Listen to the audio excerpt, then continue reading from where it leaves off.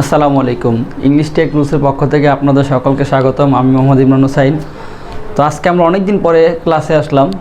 সাধারণত video make করা হয় না, যেহেতু অনেক চাপ থাকে, অফলাইনে অনেক স্টুডেন্ট থাকে এবং নিজেরও পড়াশোনা থাকে বা বিভিন্ন ব্যক্তিগত পড়াশোনার কারণে ভিডিও বানানো হয় না। তো যেহেতু এখন লকডাউন, কিছু ভিডিও অবশ্যই আপলোড দিতে হয়, যেহেতু আমার স্টুডেন্ট আছে এবং যারা আমার ভিউয়ার্স আছে তারাও ভিডিওর জন্য অনেক প্রতীক্ষা করে আছে। তো ভাবলাম ক্লাস বানিয়ে ফেলি। তো আজকে আমরা আলোচনা করব হচ্ছে নেগেটিভ নিয়ে। অর্থাৎ আপনারা জানেন যে চেঞ্জিং সেন্টেন্সের একটা অপশন আছে নেগেটিভ। সাধারণত ক্লাস 6 থেকে 12 পর্যন্ত নেগেটিভ রয়েছে। যেমন ক্লাস 6 থেকে 7 পর্যন্ত 6-7-এ এই চ্যাপ্টারটা সাধারণত ইংরেজির সেকেন্ড পেপারে 5 নম্বরে থাকে। 5 নম্বরে ব্র্যাকেটে লেখা থাকে নেগেটিভ সাধারণত। এবং ক্লাস 8-এর সম্ভবত 12 বা 13 নম্বরে থাকে, এবং সেখানে চেঞ্জিং সেন্টেন্স নামে যে অপশনটা আছে সেখানের ব্র্যাকেটে লেখা থাকে নেগেটিভ। এবং সেটা হচ্ছে ক্লাস 9-10-এর অর্থাৎ এসএসসি পরীক্ষার তাদের মডেল কোশ্চেনে সাধারণত এটা থাকে হচ্ছে 6 নম্বরে থাকে সম্ভবত। তো 6 নম্বরে বা 7 নম্বরেই থাকে, আর ব্র্যাকেটে লেখা থাকে একটা বা দুইটা নেগেটিভ দিয়ে লেখা থাকে নেগেটিভ করো। তো ইন্টারও থাকে, এটা সাধারণত 6 থেকে ইন্টার পর্যন্ত সব জায়গায় থাকে, এমনকি বিশ্ববিদ্যালয় ভর্তি পরীক্ষাগুলোতেও সাধারণত নেগেটিভ থেকে একটা করে প্রশ্ন আসে। তো চলুন আমরা কথা না বাড়িয়ে নেগেটিভ করার যত নিয়মগুলো আছে আজকে সব এক ঝলকে দেখে নেব। তো যারা এখন আমাদের চ্যানেলটি সাবস্ক্রাইব করেন অবশ্যই সাবস্ক্রাইব করবেন এবং পাশে থাকা বেল আইকন বাটনটি প্রেস করবেন। তো বন্ধুরা, আপনারা দেখতে পাচ্ছেন আমরা মাত্র অনলি দিয়ে 4টা এখানে সেন্টেন্স লিখেছি, অর্থাৎ অনলি অর্থই মাত্র। তো অনলি দিয়ে যদি আমরা 4টা সেন্টেন্স লিখেছি, তো অনলির একটা রুলস আমাদের জানা প্রয়োজন। কেননা এরকম only, must, but dot dot, and, as soon as, no, এই ধরনের আরও অনেক কিছু ওয়ার্ড আছে, যে ওয়ার্ডগুলো দিয়ে সাধারণত আমরা নেগেটিভ করবো, অর্থাৎ অ্যাফার্মেটিভ থেকে নেগেটিভ করা যায় ওয়ার্ডগুলো দেখলে। তো অনলির ক্ষেত্রে আমরা 3টা রুলস মনে রাখবো সবসময়। যখনই আমাদের ব্রেনে অনলি আসবে তখনই আমরা মনে রাখবো যে অনলি দ্বারা 1 নাম্বার হতে পারে, অনলির পরিবর্তে আমরা লিখতে পারি 1 নম্বর নান বাট লিখবো, 1 নম্বর লিখবো নান বাট। 2 নম্বর আমরা লিখতে পারি হচ্ছে nothing but, NOTHING, nothing but. এবং 3 নম্বরটা হচ্ছে যখনই অনলি আমরা দেখবো তখনই 3টার একটা হবে আর কি, নট মোর দেন। ইচ্ছা করলে আপনারা নট মোর দেন বা নট মোর অথবা লেস দেন, সাধারণত মোর অথবা লেস লিখতে পারবেন। তো আশা করি ক্লিয়ার। যখনই আমরা অনলি দেখবো তখনই 3টার একটা আমাদের ব্রেনে আসবে, অর্থাৎ অনলির স্থানে আমরা এই 3টার একটা লিখবো। ক্লিয়ার? তো চলুন এখন আমরা এখানে দেখছি কি only Allah can save me, only the brave deserve it, only old man leaves, only the old man, only কিন্তু এখানে হ্যাঁ only the old man leaves alone in the house. তাহলে এখানে কিন্তু অনলি নাই, এখানে আছে কি অ্যালোন আছে, দেখুন। তাহলে অনলি বা অ্যালোন, আমি কিন্তু এই কারণে অ্যালোনটা তখন আমি এখানে লিখি নাই, যেন বুঝাইতে সহজ হয় আপনাদের কাছে, যে সবসময় তো অনলি নাও থাকতে পারে, অ্যালোন থাকতে পারে, বা অন্য কোনো কিছু নাই তো আর। তো চলুন তারপরে অনলি দ্য ফাইটার্স কট হিম। এই যে এই ধরনের সেন্টেন্সগুলো লেখলাম, এদেরকে কীভাবে করবো? সাধারণত মনে রাখবেন যে নান বাট কখন হবে, যদি অনলি দ্বারা যদি আল্লাহকে বোঝায়, অর্থাৎ অনলি যেমন একমাত্র সেই আমাকে সাহায্য করবে। এখানে একমাত্র দ্বারা কাকে বোঝাচ্ছে? সে কে? একমাত্র রতন স্কুলে যায়, তাহলে কে স্কুলে যায়? একমাত্র কে? রতন। তার মানে এখানে একমাত্র বা বাংলা আমি বুঝাইলাম, ইংরেজি থেকে এখানে অনলি দ্বারা রতনকে বোঝানো হচ্ছে। Only Ratan goes to school, এখানে অনলি দ্বারা একমাত্র রতনকে বোঝানো হচ্ছে। অর্থাৎ অনলি শব্দটা দ্বারা যাকে বোঝানো হয় তার দিকে, অর্থাৎ অনলি দ্বারা কি বোঝানো হচ্ছে? যেমন অনলি দ্বারা যদি আল্লাহ বোঝায় বা গড বোঝায় অথবা ব্যক্তি বোঝায়। ব্যক্তি বলতে মানুষ, অন্য কোনো কিছু না। মাঝে মাঝে কিন্তু আমরা গল্পের মধ্যে বিয়ার, ডগ এদেরকে ব্যক্তি বানিয়ে দিই, টর্টাইস বা হেয়ার, এই যে যেমন এই বিষয়গুলো তারা কিন্তু বস্তু, কিন্তু অনেক সময় গল্পে আমরা গিয়ে তাদেরকে হি লিখি বা দে লিখি, কিন্তু না, তারা ব্যক্তির মধ্যে পড়বে না সাধারণত। তাহলে যদি আল্লাহ বা গড বা ব্যক্তি বোঝায় অনলি দ্বারা, তাহলে তার পরিবর্তে হবে নান বাট। যেমন এখানে কি হবে? Only Allah can save me. তাহলে এখানে আমরা কি লিখবো? এখানে আমরা সহজেই আপনারা বুঝতে পারতেছেন, এখানে আমরা লিখবো কি নান বাট। আর সাধারণত যদি সেন্টেন্সে যদি যে নাউনটাকে বোঝায় সেই নাউনটা যদি শুরুতে থাকে, যেমন এখানে অনলি দ্বারা একমাত্র আল্লাহকে বোঝানো হচ্ছে, তাহলে এখানে আমরা অনলিটা শুরুতেই লিখবো, none but Allah can help us, sorry Allah can save me, এখানে লেখা আছে none but Allah can save me. তারপরে কি অনলি দ্য ব্রেভ ডিজার্ভ ইট। এখানে কিন্তু অনেকে এই ওয়ার্ডটা জানে না। ব্রেভ অর্থ কি? সাহসী। সাহসী কারা? এখানে মানুষদেরকে বোঝানো হচ্ছে, সাহসীর একমাত্র এটা প্রায়। তাহলে এখানে কি হবে? অনলি দ্বারা তো সাহসীদেরকে, তাহলে শুরুতে বলছো কি none but the brave deserve it, DESERVE, deserve ইট। হ্যাঁ, তারপর আসুন the old man leaves alone in the house. তাহলে এখানে যে অ্যালোন আছে, এখানে অ্যালোন কিন্তু পরে আছে, তাহলে আমরা কীভাবে লিখবো? The old man leaves none but in the house. আমরা কীভাবে লিখবো? না, কারণ কি এখানে দেখুন অ্যালোন দ্বারা কয়জন ব্যক্তিকে বোঝানো হচ্ছে? দ্য ওল্ড ম্যানকে শুধু বোঝানো হচ্ছে। এখানে বোঝানো হচ্ছে ওল্ড ম্যানকে। এখানে কিন্তু এই হাউসকে বোঝানো হচ্ছে না, এখানে কিন্তু আরও একটা নাউন আছে, হাউস, বাড়ি। এখানে অ্যালন দ্বারা কি একাকী, একাকী কি বাড়িটা একাকী নাকি সে একাকী বসবাস করে? বাড়িতে এই যে ওল্ড ম্যান, এই যে বৃদ্ধ মানুষটা, সে একাকী বাড়িতে বসবাস করে। অর্থাৎ এখানে অ্যালন দ্বারা যেহেতু ব্যক্তিকে বোঝানো হচ্ছে, তাই অ্যালনের পরিবর্তে যে নাম্বারটা লিখবো এটা শুরুতে নিয়ে আসবো। ওই যেই ব্যক্তিটাকে বোঝায় সেই ব্যক্তির আগে অ্যালনকে নাম্বারটা লিখবো। অর্থাৎ অনলি বা অ্যালন দ্বারা যাকে বোঝানো হচ্ছে তার আগে লিখবো সাধারণত। তাহলে এখানে number the old man, the old man lives in the house. আর অ্যালনের পরিবর্তে নাম্বার শুরুতে এসে পড়েছে।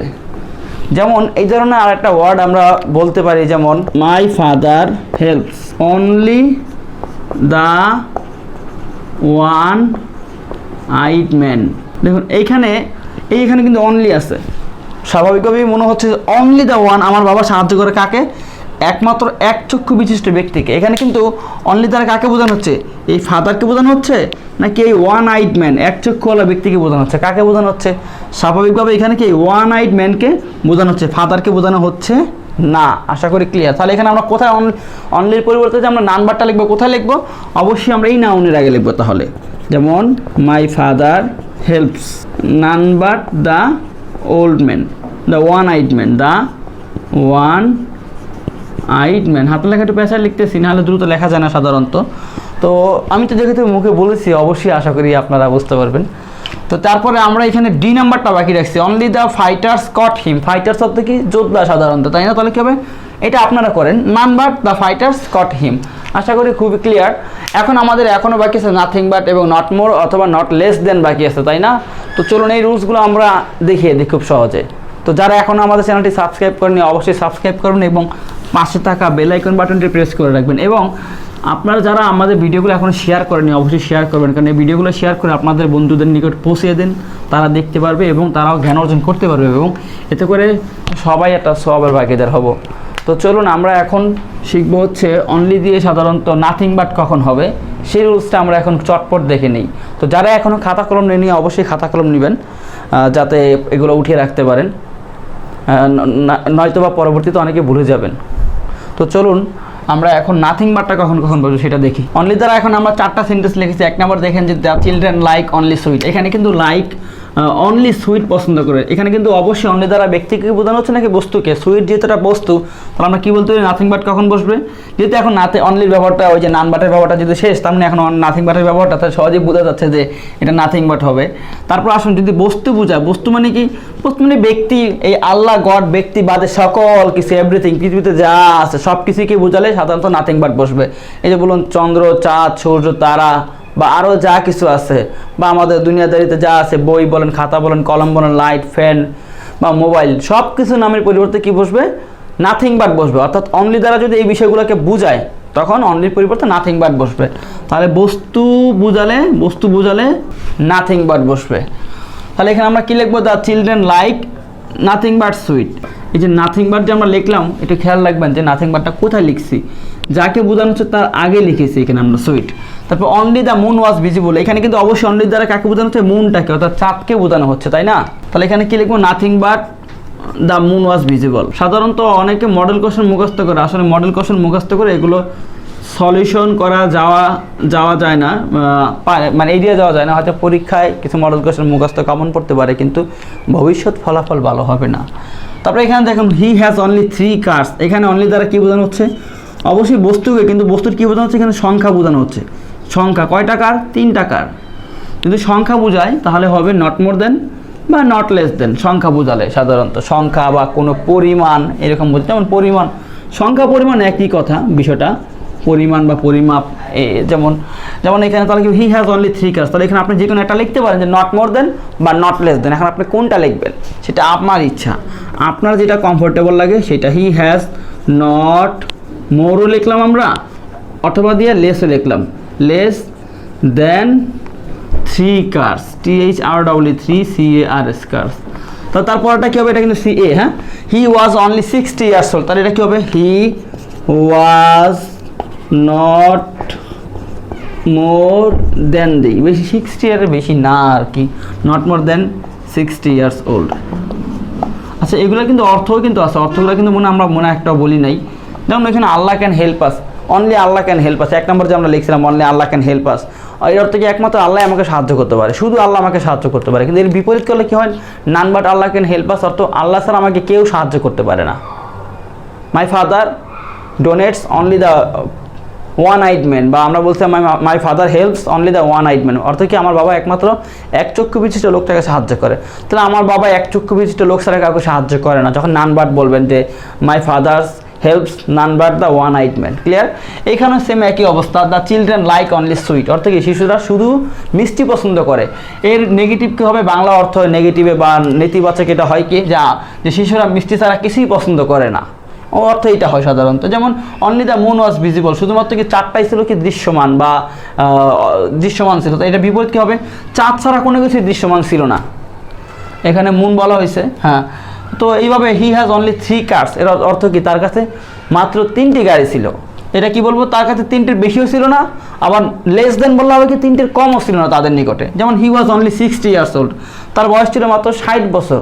তো এটা কি বলবো, তার বয়স 60-এর বেশিও ছিল না, কমও ছিল না, এরকম। অর্থাৎ নট মোর দেন 60 ইয়ার্স, অর্থাৎ তার বয়স 60 ইয়ার্সের বেশি ছিল না।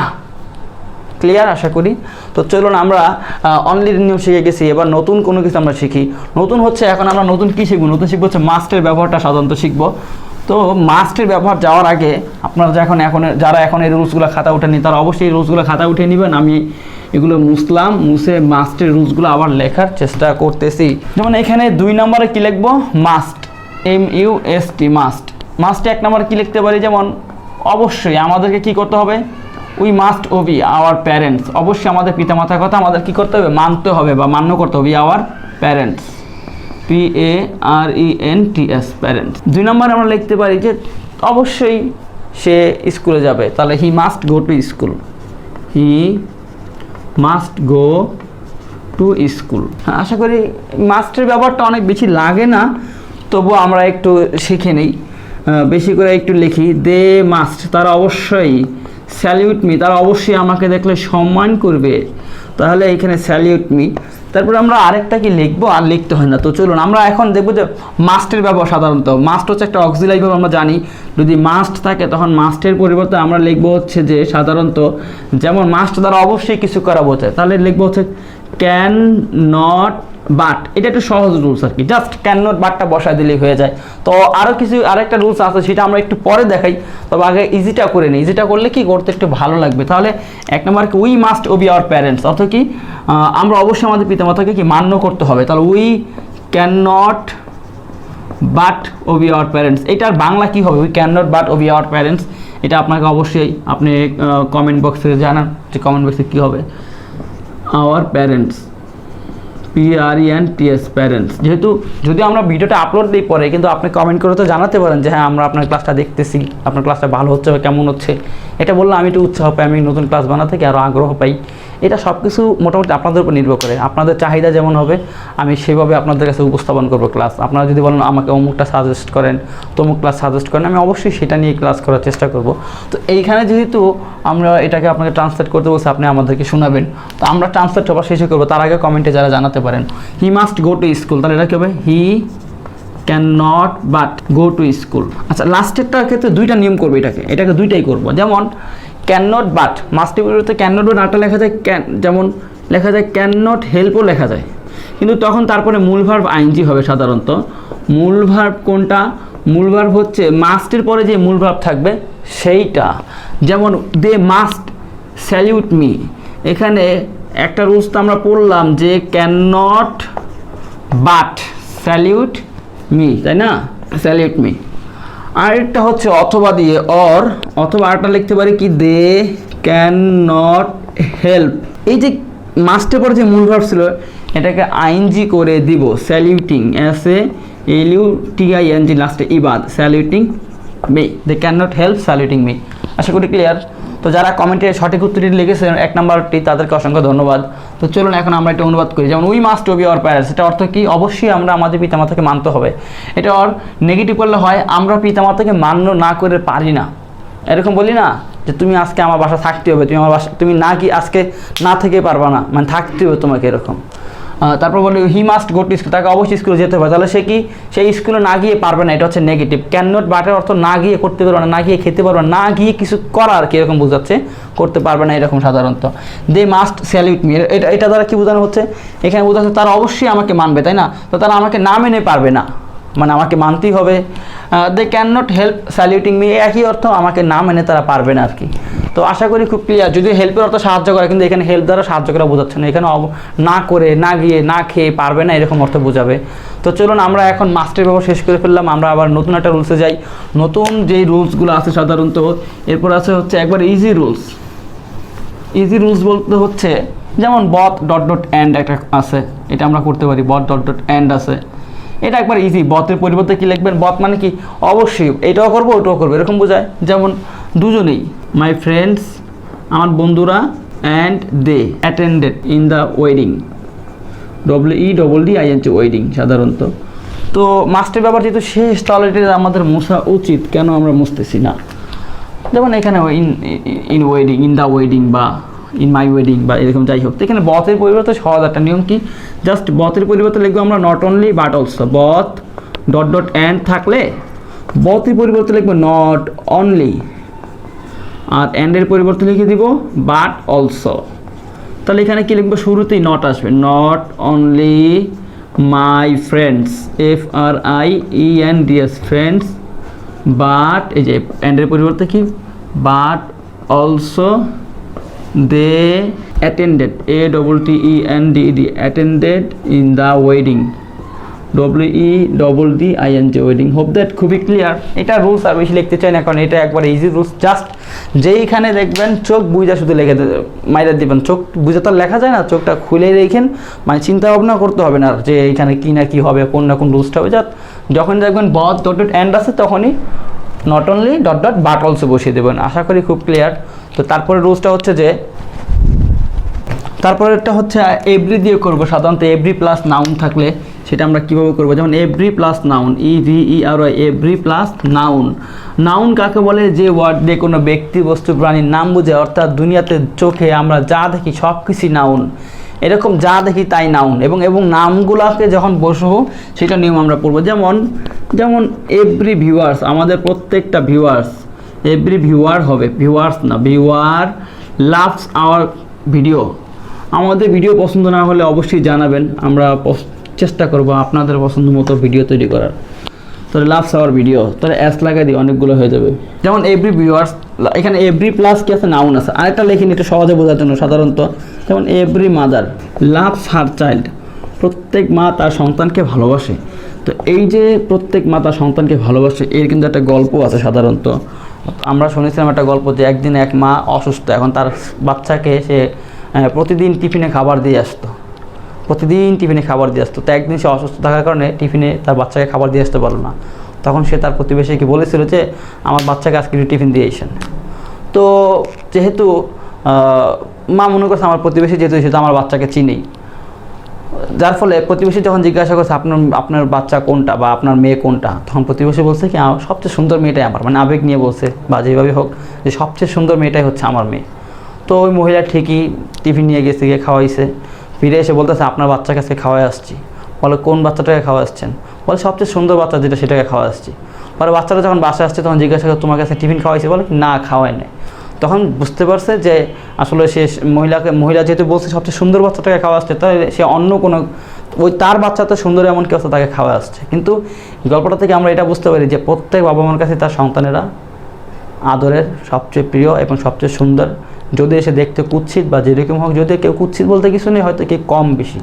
তো আশা করি মায়েদের প্রতি শ্রদ্ধাবাদ আমরা বজায় রাখবো। তো আসুন, every viewer loves our videos. তাহলে এভরি প্লাস নাউন থাকলে কি করব আমরা?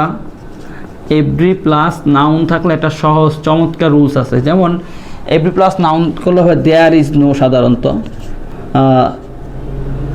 দেয়ার ইজ নো, যারা এখন মনোযোগ দিচ্ছেন একটু ভালো করে মনোযোগ দিন।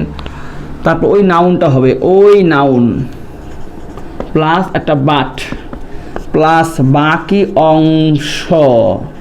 আশা করি খুব ক্লিয়ার আপনাদের নিকটে। তো এখন এখানে আমরা কি করব?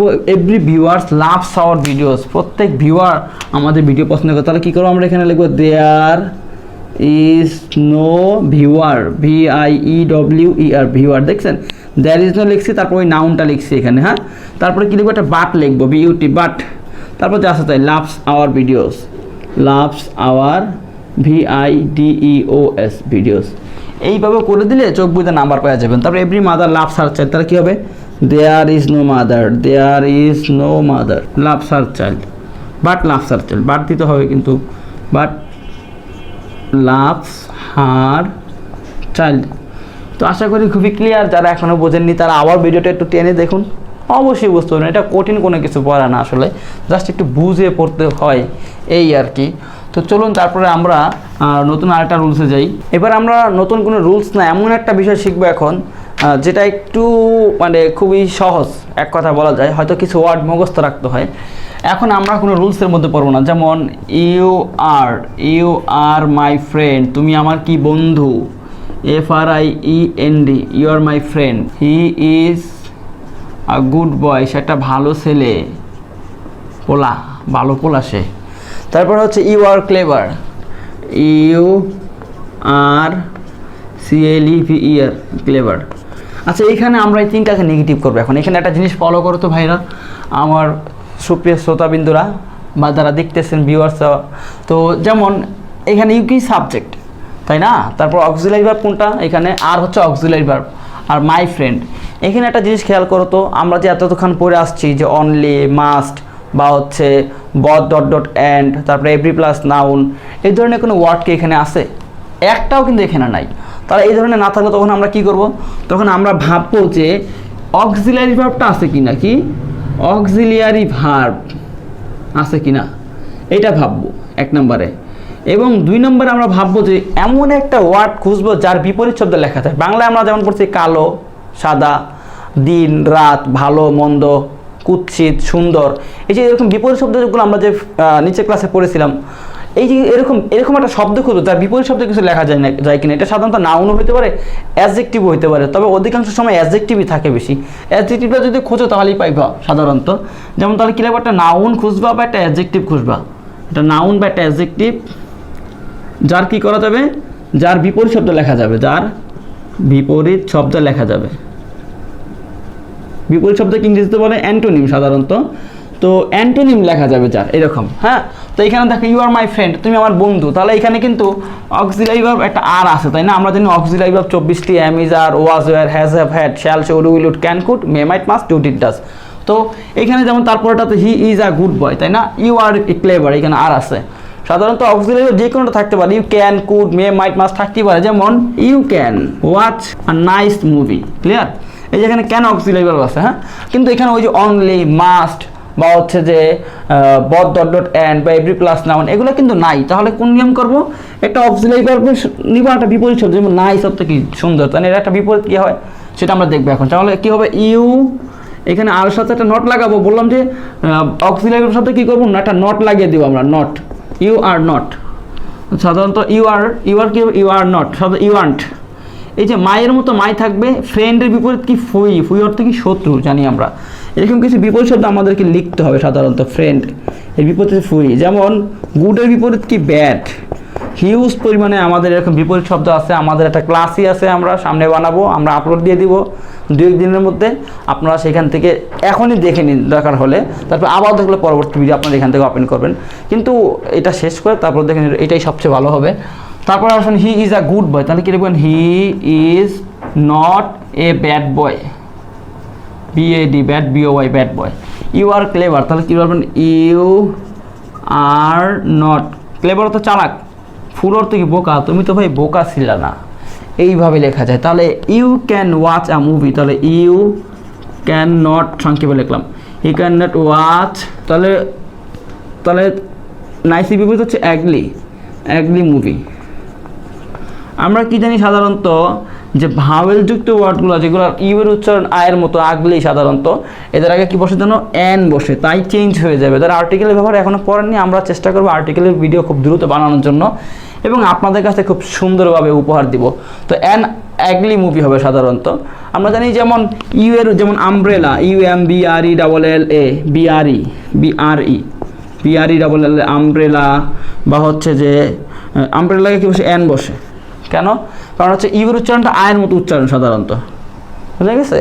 বা যদি যদি এরকম লিখি আমরা, যেমন ইউনিভার্সিটি, ইউনিভার্সিটি, তখন কিন্তু অ্যান হবে না এখানে, তখন এ হবে, কারণ ইউর উচ্চারণ যখন ইউর মতো উচ্চারণ হবে তখন এ হবে, আর ইউর উচ্চারণ যখন আয়ের মতো হবে তখন তার আগে অ্যান হবে। এরা একটা ভাওয়ালের, সাধারণত ভাওয়াল থাকলে দুইটা নিয়মই হয় আর কি, দুইটা নিয়ম দুই ক্ষেত্রে আর কি। ক্লিয়ার? তো আসুন আমরা এখন আর একটু সামনে আগাই।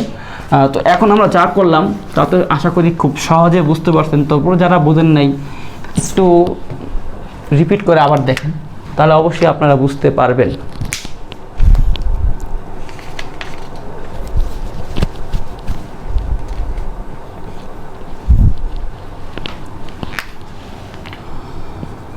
আমরা আরও কিছু এখানে এক্সাম্পল লিখতেছি। We are very interested, INTERESTED, we are very interested. তারপরে এখানে লেখা যায়, আরও লিখব হচ্ছে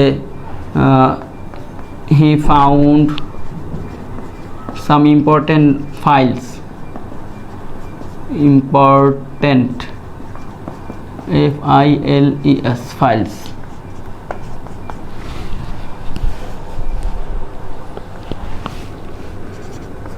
She helps the old man.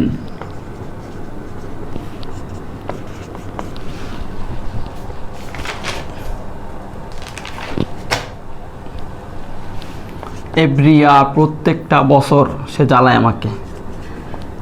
Every year I visit, I লিখলাম, I visit, আমি কোথায় ভ্রমণ করি? I visit ঢাকা, আমি ঢাকা ভ্রমণ করি। ও না, ঢাকা না, একটা বিপরীত শব্দ লাগবে তো। তাহলে every year I visit the old fort, এটা লিখলাম। এখন দেখো এখানে সাধারণত এক নম্বরটা কি লিখেছি আমরা? এক নম্বর লিখেছি উই আর ভেরি ইন্টারেস্টেড। তাহলে এখানে উই এর মতো উই লিখলাম, এখানে আর এর বিপরীত শব্দ কী হবে? একটা নট লাগাবো। আর ইন্টারেস্টেড হতো কি? আগ্রহী, এটা বিপরীত কি? আনইন্টারেস্টেড। তাহলে এই যে ভ্যারিটা কি করব? এই যে ভ্যারিটার পরিবর্তে সাধারণত ভ্যারি থাকলে লিখব অ্যাট অল। সাধারণত একটা বিপরীত শব্দ তো লিখবো, প্লাস যখন ভ্যারি থাকবে তার পরিবর্তে লিখবো অ্যাট অল। কিন্তু কোথায় লিখবো?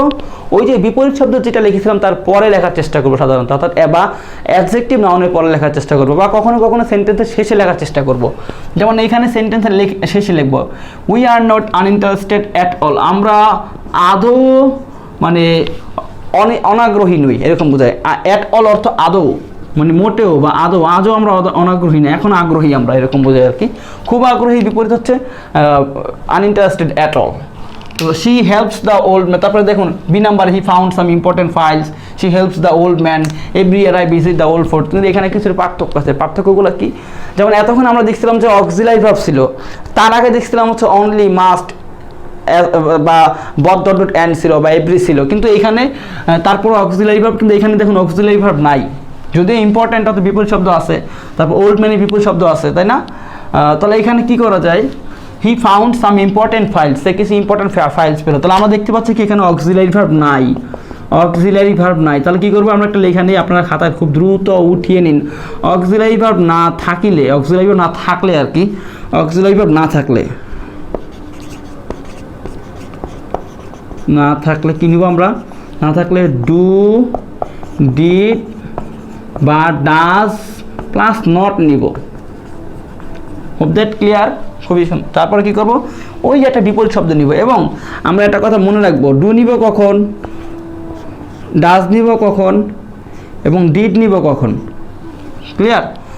যেমন এখানে দেখুন হি ফাউন্ড সাম ইম্পর্টেন্ট ফাইলস, এই বাক্যে যখনই আমরা মনে করব ডু ডিড ডাজ নেব, তখনই প্রশ্ন করব মূল ভার্বকে।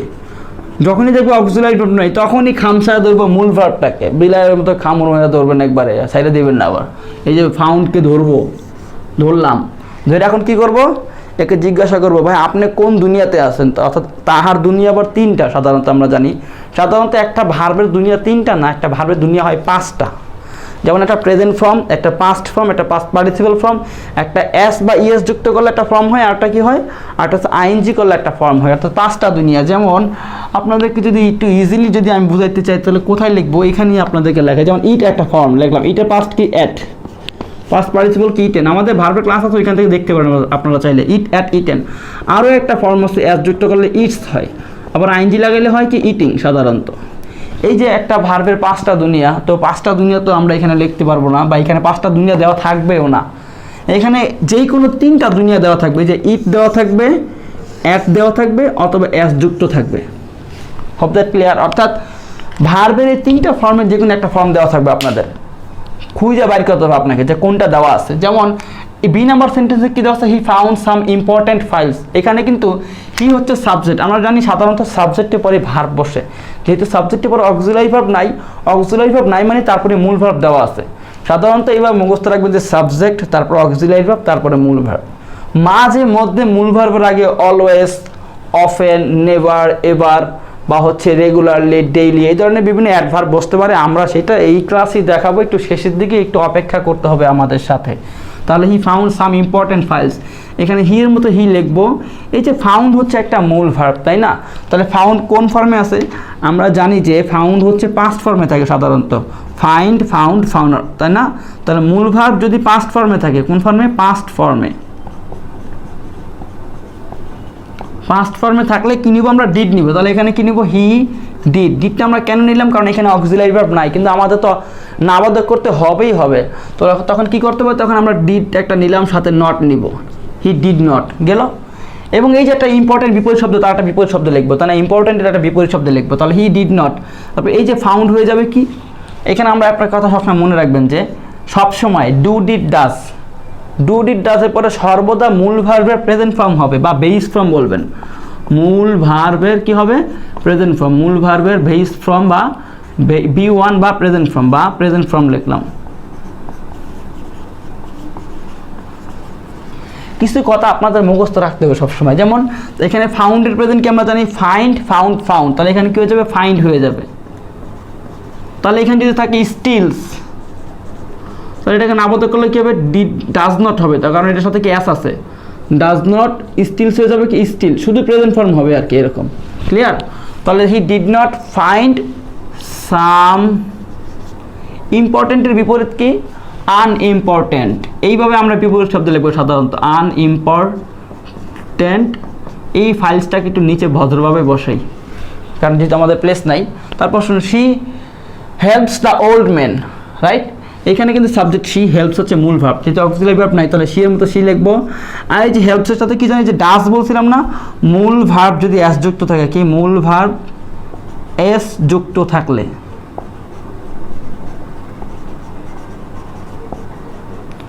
মূল ভার্ব এস যুক্ত থাকলে ডাজ হবে সাধারণত। তাহলে এখানে কি হবে? আমরা ডাজ, ডি ইয়া বা বড়তে নিয়ে না কেউ, ডাজ নট। হেল্পসের কী হবে জানো? মূল ভার্বের প্রেজেন্ট ফর্ম, প্রেজেন্ট ফর্মে কিন্তু অ্যাস থাকে না কখনো। তাহলে কি হেল্পসের অ্যাসটা বাদ দিয়ে কী হবে? হেল্প হবে। He does not help the old. এই যে ওল্ড হচ্ছে বিপরীত শব্দ, ওল্ড ম্যান মানে কি? বৃদ্ধ মানুষ। এটার বিপরীত কী হবে? ওল্ডের বিপরীত এখানে হবে ইয়াং, কারণ আমরা জানি ওল্ড অর্থ বয়স্ক বোঝায়, আবার ওল্ড অর্থ পুরাতন বোঝায়। যখন পুরাতন বোঝাবে তখন এই বিপরীত কী হবে? নিউ। আর যখন বয়স্ক বোঝাবে তখন এই বিপরীত বৃদ্ধ বোঝাবে, বা বয়স্ক বোঝাবে তখন এই বিপরীত হবে কি? ইয়াং সাধারণত। তো এখানে ইয়াং হবে, তাই ইয়াং ম্যান। ইয়াং ম্যানদেরকে আসলে কেউই সাহায্য করতে চায় না, যদিও ইয়াং ম্যানরা এখন দেশে বেকার বেশি, তাদেরকে কেউ সহায়তা করতে চায় না, তাদেরকে কেউ সহজে নিম্নমানের কাজও দিতে চায় না। বলে তুমি এত বড় অনার্স পাস করছো, তুমি আমার গ্যারেজে তুমি কাজ করবা, তুমি রিক্সার কাজ শিখবা, বা তুমি অমুক কাজ শিখবা, তমুক কাজ শিখবা। অনেক সময় বেকারত্ব এমন একটা অবস্থা যে ইয়াং ম্যানদেরকে আসলে কেউই সাহায্য করে না। Every year I visit the old man. Every ইয়ার কিন্তু এখানে একটা অ্যাডভার্ব সাধারণত, এটা কিন্তু সাবজেক্ট, ভার্ব, অবজেক্ট কিছুই না এখানে, এটা একটা এক্সট্রা সাধারণত। এটা আমরা এমনি চাই না রাখি, জাস্ট যেটা একটা অ্যাডভার্ব শুরুতে বসছে। এই আই হচ্ছে subject. I visit the old fort. ফোর্টটা তো দুর্গ সাধারণত। তো এইখানে কিন্তু মূল ভার্ব হচ্ছে ভিজিট। দেখো তো ভিজিটটা কোন ফর্মে আছে? ডাইরেক্ট মূল ভার্ব কিন্তু ভিজিট, ভিজিটেড, ভিজিটেড। তাতে মূল ভার্বের বেস ফর্মই দেওয়া আছে। তাহলে মূল ভার্ব প্রেজেন্টে, মূল ভার্ব প্রেজেন্টে থাকলে কি নিব? তখন ডু নিব আমরা সাধারণত। তাহলে এখানে কি হবে? নেগেটিভ করার সময় এভরি ইয়ারের মতো, এভরি ইয়ারের মতো এভরি ইয়ার শুরুতে লেখা দিব। আসলে এভরি ইয়ার, এভরি ইয়ার। তারপর সাবজেক্টের মধ্যে সাবজেক্ট থাকবে, ভিজিট হয়ে যাবে কি জানো? ডু নট ভিজিট, কারণ ভিজিট প্রেজেন্টে। যখন প্রেজেন্টে থাকবে তখন তার সাথে হবে ডু নট সাধারণত। ডু নট, ভিজিটের মতো ভিজিট থাকবে, এখানে দ্য ওল্ড ফোর্ট, এখানে ওল্ড দ্বারা কি পুরাতন বোঝানো হচ্ছে, তাহলে ওল্ডের বিপরীত কি হবে নিউ ফোর্ট, আর নতুন ফোর্ট তৈরি করে করে। আচ্ছা, তো আশা করি ক্লিয়ার। তো চলুন আমরা আবার একটু রিভাইজ দিই। সাধারণত মনে রাখবেন যে অক্সিলারি ভার্ব যখন না থাকবে তখন ডু ডিড ডাজ নিতে হবে। অর্থাৎ আই ফাউন্ড, যেমন এখানে কি লেখা আছে, এখানে লেখা আছে হি ফাউন্ড সাম ইম্পর্টেন্ট রুলস বা ইম্পর্টেন্ট ফাইলস। যখনই দেখবেন যে মূল ভার্ব প্রেজেন্ট ফর্মে আছে তখন ডু নেবেন, যদি দেখেন যে মূল ভার্বটা পাস্ট ফর্মে আছে তখন ডিড নেবেন, আর যদি দেখেন এস যুক্ত আছে তখন ডাজ নেবেন। যেমন ফাউন্ড সাম ইম্পর্টেন্ট ফাইলস, এখানে কিন্তু ফাউন্ড পাস্ট আছে তাই আমরা ডিড নট নিয়েছি এখানে, হি ডিড নট, তারপর ফাউন্ড হয়ে যাবে কি প্রেজেন্ট ফর্ম হয়ে যাবে, সর্বদা ডু ডিড আছে পরে সর্বদা মূল ভার্বের প্রেজেন্ট ফর্ম হবে, তাহলে ফাইন্ড সাম ইম্পর্টেন্টের বিপরীত আনইম্পর্টেন্ট, তারপর ফাইলসে যা আছে তাই। আশা করি ক্লিয়ার। তো চলুন আমরা আরেকটু নতুন রুলসে যাই।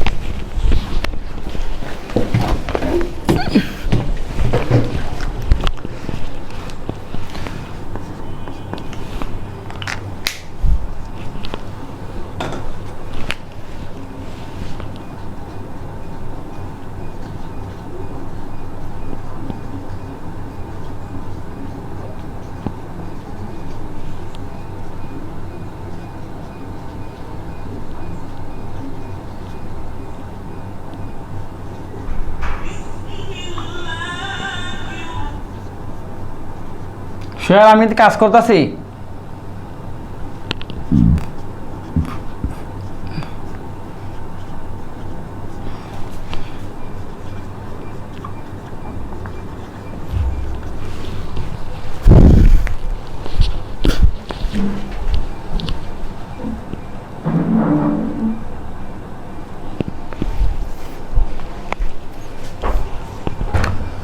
যেহেতু আমরা নেগেটিভে কোনো চ্যাপ্টারই বাকি রাখবো না, তাই আমরা এখন আবার এভরিবডি দিয়ে লিখলাম। সাধারণত যদি এভরিবডি থাকে তাহলে এভরিবডি পরিবর্তে শুরুতেই আনবেন হচ্ছে হু আনবেন, হু, তারপর একটা অক্সিলারি ভার্ব, এটা সংক্ষেপে লিখলাম, হ্যাঁ, তারপরে নট বসাইবেন, অক্সিলারি ভার্ব প্লাস নট, তারপর ওই যে মূল ভার্ব বা বাকি অংশ, অর্থাৎ বাকি অংশ বলে দিই। তো এটা তো ডু ডিড ডাজ থাকলে সাধারণত এরপরে মূল ভার্ব প্রেজেন্ট ফর্ম হবে, এটা তো আমি একটু আগে বললাম। তো এভরিবডি রেসপেক্টস মি, তাহলে এখানে কী হবে, এভরিবডি থাকলে কী হবে, শুরুতে হু হয়ে যাবে। কেন এই রুলসটা আগে লিখে নাই, কারণ এই রুলসটা আগে কেন লেখেনি এই যে এখনই আপনি বুঝবেন। এই যে হু যে নিলাম, তারপর কী করবো, একটা অক্সিলারি ভার্ব তো লাগবে, কিন্তু এখানে কি অক্সিলারি ভার্ব আছে, নাই তো। তাহলে এখানে এভরিবডি ছিল সাবজেক্ট, রেসপেক্ট হচ্ছে কি মূল ভার্ব, এই যে রেসপেক্টের সাথে কি আছে, ট্যাস আছে। তাহলে আমরা এখানে কি নিব, ডাজ নট, কারণ আমরা বুঝছিলাম যখনই অক্সিলারি ভার্ব না থাকবে তখনই ডু ডিড ডাজ নিব। তাহলে এখানে হবে ডাজ নট, তারপর রেসপেক্টসের প্রেজেন্ট হয়ে যাবে কি রেসপেক্ট, শুধু রেসপেক্ট, তারপর মিয়ের মতো মি, শেষে একটা কোশ্চেন মার্ক বসবে, এখানে বাকি অংশ শেষে একটা কোশ্চেন মার্ক। আশা করি খুব ক্লিয়ার। তারপর দেখেন এভরি ওয়ান লার্নস ইংলিশ, এটা কখন যেন এভরিবডি বা এভরি ওয়ান থাকলে এই রুলস, সাধারণত এভরিবডি বা এভরি ওয়ান থাকলে এই নিয়ম করতে হবে, শুরুতে হু নিবেন, তারপর অক্সিলারি ভার্ব, তারপর একটা নট, বাকি অংশ। যেমন এভরি ওয়ান লার্নস ইংলিশ, তাহলে এখানে কি হবে, হু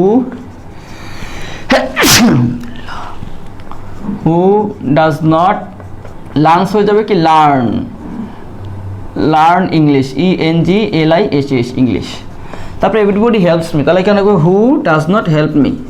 কিন্তু এখানে আরও একটা রুলস আমি এখন দেখাবো, ডাজ নট হেল্পস হয়ে যাবে কি হেল্প মি, এই কোশ্চেন মার্ক সাধারণত। আশা করি ক্লিয়ার। এখন যেটা আমরা আর একটু আপনাদেরকে বলতে চাই, যদি এভরিবডি পরে যদি মাস্ট থাকে তাহলে কী হবে, যেটা বলতেছিলাম এভরিবডি হেল্পস মি, এখানে এটা আরও একটা রুলস আছে অথবা দিয়ে, যেমন এই একই এটাকে আরেকটা রুলস আমরা পড়ছিলাম না, যেমন এভরি প্লাস নাউন থাকলে দেয়ার ইজ নো, তারপর নাউন, তারপর বাট প্লাস বাকি অংশ, তাহলে এখানে আপনারা করতে পারবেন দেয়ার ইজ নো বডি লিখবেন, there is nobody but helps me, এমন কেউ নেই যে আমাকে সাহায্য করে না। আচ্ছা, তারপরে এখানে যদি বলছিলাম যদি মাস্ট দিয়ে থাকে, যেমন এভরিবডি মাস্ট প্র্যাকটিস ইট, সবাইকে অবশ্যই এটা প্র্যাকটিস করতে হবে, প্র্যাকটিস ইট। এখানে দেখুন, এখানে কোন রুলসটা করবেন, দুইটা রুলস কি একসাথে যাবে নাকি আলাদা, মানে এখানে এভরিবডি আছে, মাস্টও আছে, তাই না? তাহলে এখানে আমরা জানি যে মাস্ট থাকলে কি হয়, ক্যান নট বাট হয়, আবার এভরিবডি থাকলে কি হু ডট বাকি অংশ। এখন কোন রুলসটা আমরা করব? আপনার ইচ্ছা, আপনি যেটা করেন। আপনি যে কোনো একটা রুলস করতে পারবেন, দুইটা একসাথে করতে পারবেন না। যেমন যদি লেখেন এভরিবডি মাস্টের পরিবর্তে লিখতে পারেন everybody can not but practise it, এটা লিখতে পারেন। তাহলে এটা আমরা একটু লিখি, এটা 1 number rules, everybody can but practise it, practise it. আরেকটা কি হচ্ছে who must not practise it. এখানে কিন্তু আরেকটা হচ্ছে 2 নম্বরটা হচ্ছে কি হু সাধারণত কেন এখানে হু, তারপর আমরা জানি এভরিবডি থাকলে হু হয়। এখন এখানে ডুডি ডাস্টকে আমরা নিব, এখানে কিন্তু আমরা ডুডি জাস্ট নিব না, কারণ এখানে অক্সিলারি ভার্ব নিজেই মাস্ট আছে। তাহলে কি হবে হু মাস্ট, সাদাটা কি নট লাগাবো, বলছিলাম হ্যাঁ বোধক থাকলে না বোধক, হু মাস্ট নট প্র্যাকটিস ইট, যা আছে তাই PRACTIS প্র্যাকটিস ইট, সেটা কোশ্চেন মার্ক। আশা করি খুবই ক্লিয়ার, এভরিবডি এভরিওয়ান দিয়ে খুব সহজেই বোঝানো হয়ে গেলো। আমাদের আর 2-1টা রুলস বাকি আছে, চলুন আমরা সেই 2-1টা রুলস করে নিই।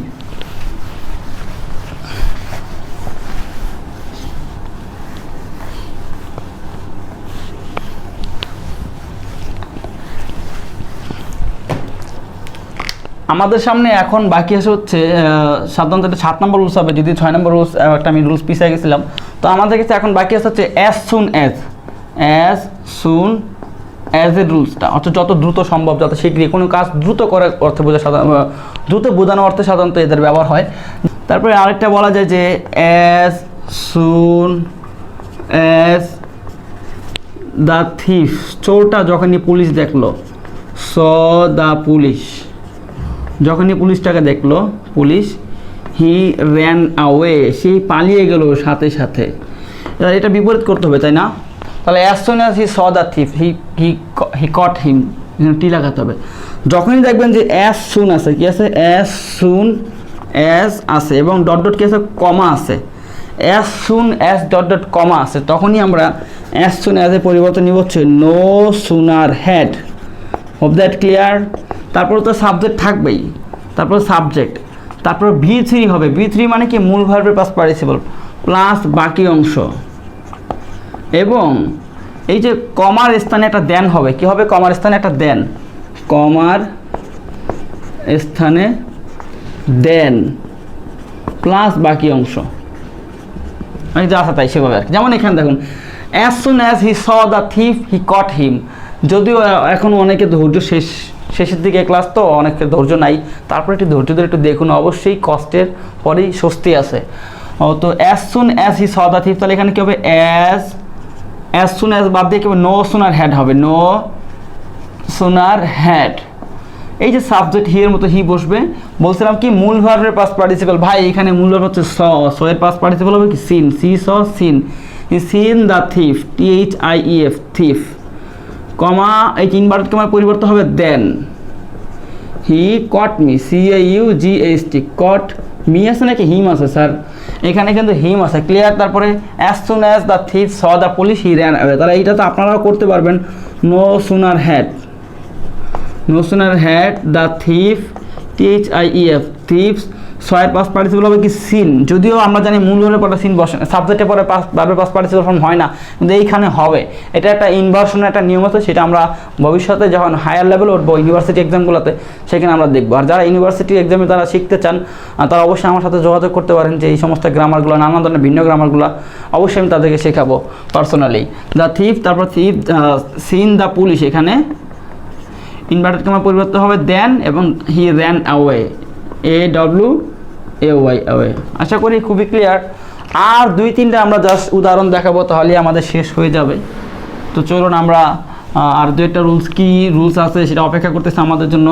যেমন এখানে যদি আমাদের মাঝে মাঝে অক্সিলারি ভার্ব থাকা সত্ত্বেও আমরা অক্সিলারি ভার্ব নিব না, যদি এরকম থাকে, হি অলওয়েজ, সে সর্বদা, হি অলওয়েজ অ্যাভয়েডস মি, সে সর্বদা আমাকে বর্জন করে বা এড়িয়ে চলে। এখানে ইচ্ছা করলে আমরা হি অলওয়েজের বিপরীত লিখব নেভার, কারণ নেভার নিজেও কিন্তু এটা নটের কাজ করে, এবং অ্যাভয়েডসের বিপরীত, অর্থাৎ অ্যাভয়েডস যদিও মূল ভার্ব, মাঝে মাঝে ভার্বেরই পরিবর্তন হয় সাধারণত, তাহলে অ্যাভয়েডের অ্যাভয়েড করে, সে আমার সাথে সাক্ষাৎ করে না কখনো, তাহলে কী হবে, হি নেভার মিটস বলতে পারো, অ্যাভয়েডের বিপরীত হচ্ছে মিটস মি, সে কখনো আমার সাথে সাক্ষাৎ করে না, এইভাবে আমরা বলতে পারি।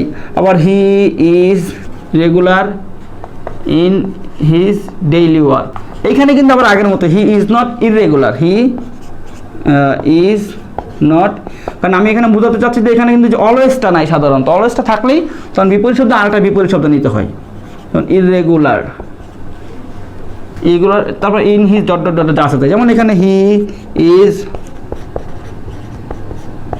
অলওয়েজ, সর্বদা সে কি অলওয়েজ অ্যাক্টিভ। তো এখানে আমি লিখতে পারি হি ইজ নেভার অ্যাক্টিভ, বিপরীত হচ্ছে ইনঅ্যাক্টিভ। আসলে কেমন যেন লাগতেছে না যে এখন অক্সিলারি ভাবে ব্যবহার হচ্ছে না, আসলে নেভারই কিন্তু একটা অক্সিলারি ভাবে কাজ করে, যার ফলে এখানে ওই রুলসগুলো এখন আর হলো না। তো আশা করি খুব ক্লিয়ার, সাধারণত এগুলো এইভাবেই ব্যবহার হয়। তো আর কারো যদি কোনো প্রশ্ন থাকে অবশ্যই আপনারা কমেন্টে আমাদেরকে জানাবেন, আমরা চেষ্টা করবো সেই অনুযায়ী সবগুলো সলিউশনগুলো আপনাদেরকে দেওয়ার। আশা করি আজকে আপনাদের ক্লাসগুলো অবশ্যই ভালো লেগেছে। যারা তখন ধৈর্য ধরে দেখলেন আমাদের ক্লাসগুলো তাদেরকে অসংখ্য অসংখ্য ধন্যবাদ, এবং যারা খাতা উঠিয়ে রেখেছেন তাদেরকে একটু বেশি ধন্যবাদ দিলাম, কারণ এগুলো পরবর্তীতে আপনারা আবার দেখতে পারবেন এবং আপনাদের মুখস্থ হয়ে যাবে। তো আজকে এই পর্যন্ত বিদায় নিতে চাচ্ছি, বেশি কথা আর বলবো না। যারা আমাদের ভিডিওগুলো দেখেছেন অসংখ্য ধন্যবাদ, এবং আমাদের জন্য দোয়া করবেন, আমরা পরবর্তীতে যেন ভালো ভালো ভিডিও বানিয়ে নিয়ে আসতে পারি।